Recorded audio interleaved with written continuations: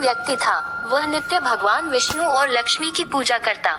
एक बार दीपावली के दिन भगवती लक्ष्मी की श्रद्धा भक्ति से पूजा अर्चना की।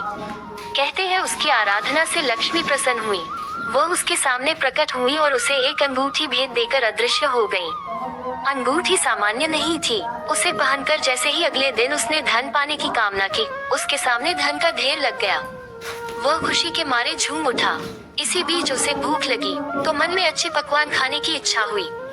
कुछ ही पल में उसके सामने पकवान आ गए। अंगूठी का चमत्कार मालूम पड़ते ही उसने अपने लिए आलीशान बंगला, नौकर चाकर आदि तमाम सुविधाएं प्राप्त कर ली। वह भगवती लक्ष्मी की कृपा से प्राप्त उस अंगूठी के कारण सुख से रहने लगा। अब उसे किसी प्रकार का कोई दुख, कष्ट या चिंता नहीं थी। नगर में उसका बहुत नाम हो गया। एक दिन उस नगर में जोरदार तूफान के साथ बारिश होने लगी। कई निर्धन लोगों के मकानों के छप्पर उड़ गए। लोग इधर उधर भागने लगे।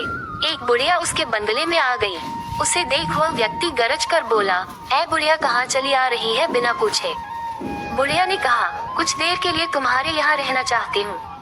लेकिन उसने उसे बुरी तरह डांट डपट दिया। उस बुढ़िया ने कहा, मेरा कोई आसरा नहीं है, इतनी तेज बारिश में कहाँ जाऊंगी? थोड़ी देर की ही तो बात है। लेकिन उसकी किसी भी बात का असर उस व्यक्ति पर नहीं पड़ा। जैसे ही सेवकों ने उसे द्वार से बाहर किया, वैसे ही जोरदार बिजली कौंधी। देखते ही देखते उस व्यक्ति का मकान जलकर खाक हो गया। उसके हाथों की अंगूठी भी गायब हो गई। सारा वैभव पल भर में राख के ढेर में बदल गया। उसने आंख खोलकर जब देखा तो सामने लक्ष्मी जी थी।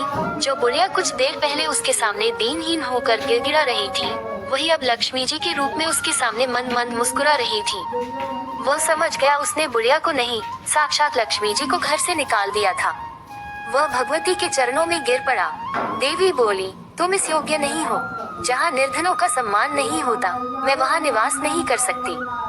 ये कहकर लक्ष्मी जी उसकी आंखों से ओझल हो गईं।